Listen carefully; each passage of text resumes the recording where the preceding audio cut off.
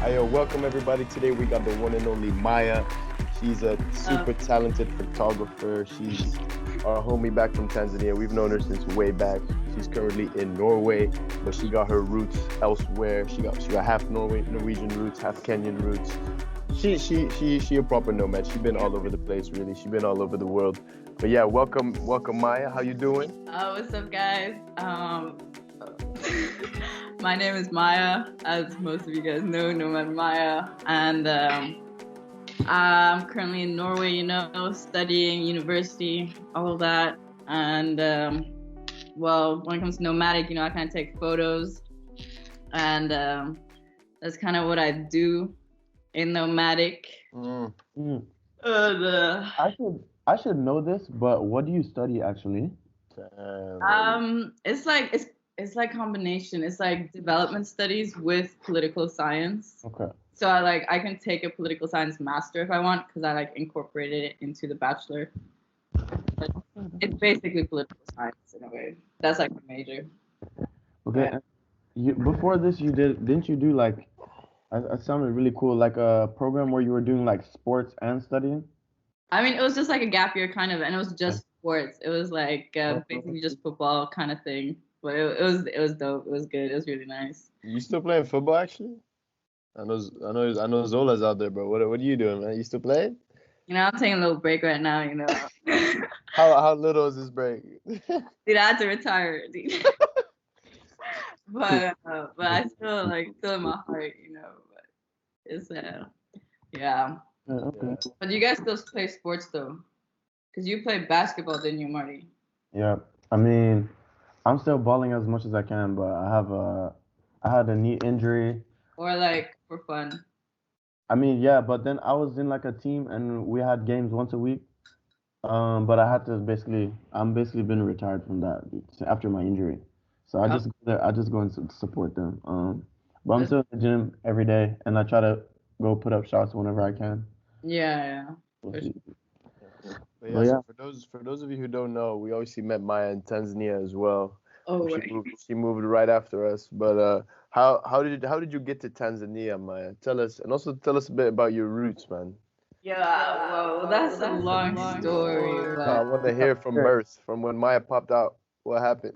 Okay, let me break it down real quick. So basically, my parents, my dad, who works in NGOs, he's been working in UNICEF and Plan International, which is all humanitarian agencies. Where's he from? My dad's Norwegian, so he's Norwegian, and because of my dad's work, we basically have been moving since I was 8 months old. So I was born in Oslo, and then after 6-8 months, we moved to Nepal, and then we were there for I think it was 5 years or something. Jeez. In Kathmandu, which was hella nice, although I don't really remember it a lot. Damn, I didn't even know that about you, to be honest.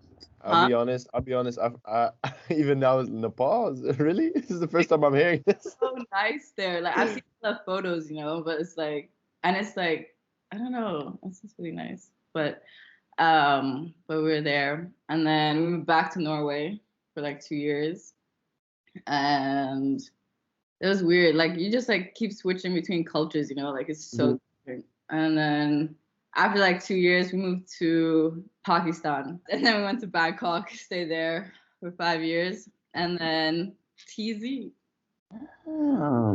That's a lot. Now that I think about it, I think you might be the most traveled of us, man. In terms of lived, right? Yeah, we got Norway, Nepal, Pakistan, Bangkok, Tanzania. That's five for sure. Shit. We got 3. Yeah, because where did you guys actually start off? You know where I start off, Maya. Come on now. Right here in the Netherlands, in a little town called Gouda. Yeah, okay. Where they make cheese. Little town, big cheese. Little town, big cheese. Little town, big cheese. Yo, they got the best cheese, isn't it? I mean, it's pretty good. It's pretty good. It's good. Nah, but yeah, I'd say it's definitely you, the most traveled for sure. What was your favorite place? That's the thing though, because every time you move, in the beginning you hate the place. I'm not gonna lie, every time I've moved, I didn't like the place in the beginning because I get very attached, you know. But then after a minute, like you start to get to know people, and then you fall in love, and then with the place, not the people, or you know, that depends.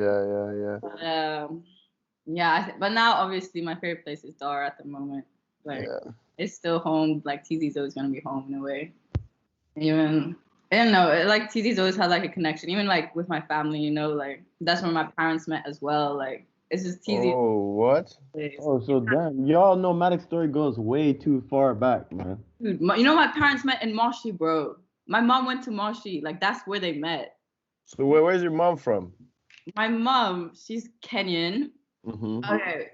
Okay, let me just. She's Kenyan, half Indian, because her biological father is Indian, but like we don't speak to him because we hate that guy. And then my grandma like remarried with my grandpa who's Dutch, and like my mom grew up in the Netherlands. Like when she was 3 years old, she like moved to the Netherlands and like she went to uni there. Like she speaks Dutch. She's Dutch. She has a Dutch passport, you know. So yeah, so my mom was like yeah. I mean, I feel like we've always had like this whole like grown up everywhere kind of vibe, you know. But so how did she get to Moshi? And how did that happen? That's because of like my grandpa's work, which was like I can't remember. It must have been like some humanitarian things as well. It's like so she went to boarding school, right? Because Moshi's like boarding school, so like they lived in Kenya when my mom was ED with like her siblings at Moshi. So yeah. That's wild, man.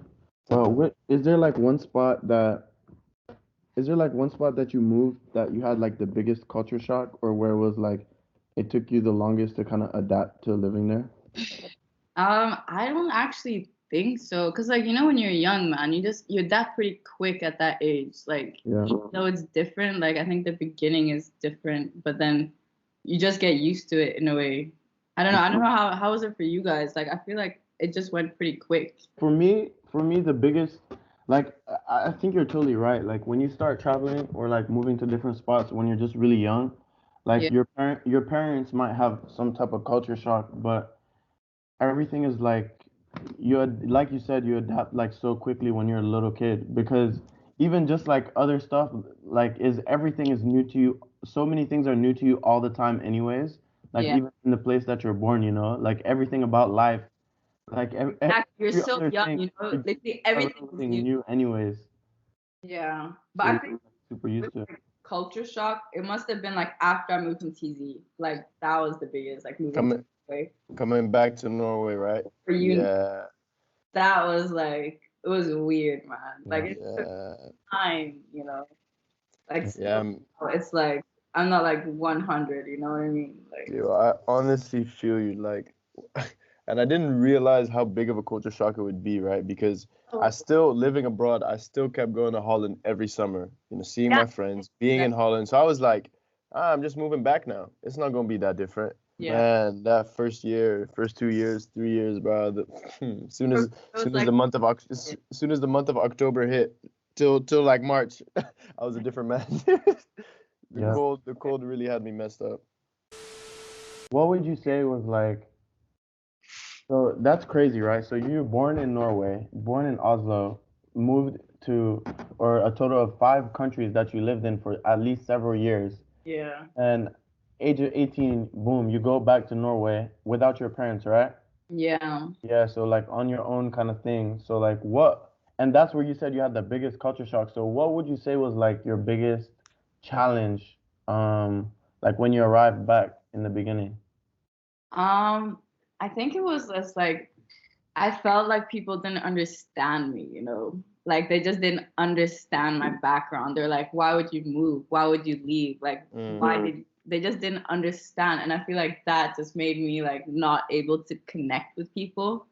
Cause like they didn't understand me, and me not feeling understood is like it makes me feel like they just don't know who I am really. Like they just have this image, and it's like so it's just like those emotional connections were so hard to form, you know, like with people that just have completely different mindsets. Like it's crazy.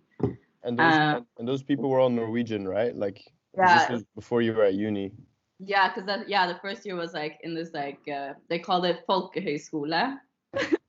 Uh, Wait, hold up. Folk house school is what I Say, understood. say that again slowly, please. Folkehögskola. Folkehögskola. Not No, I killed bad. that. I killed that. That's not bad. You have the like no. Folkehögskola. Anyways. Yeah, get it. But, but yeah, so that was I think that was the main challenge, you know. And then yeah, it was definitely just that. But did you eventually find people that you could connect Like, with better?